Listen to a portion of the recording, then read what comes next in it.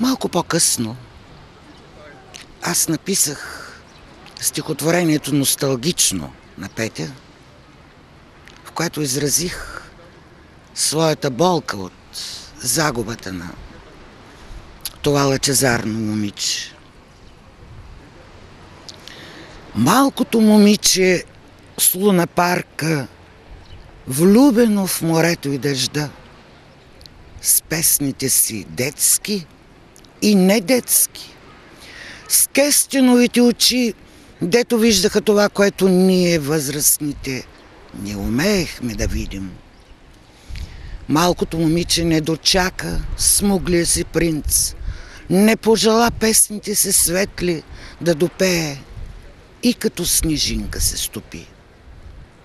Без да се сбогува, в морето тайната си синя потопи, но всички нас необяснимо утаи се някаква вина.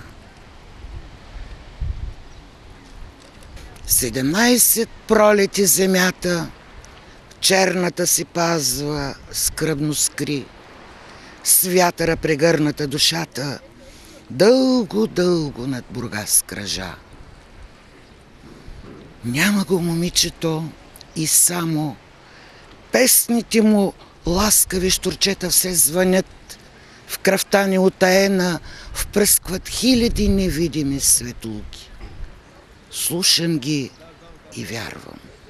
Ще се върне. Непременно ще се върне някой ден. Същото, с години 17, хубаво като зора, ще изплува като морска нимфа от седефа на една вълна. Някой ден, когато в тишината силно, много силно ни боли.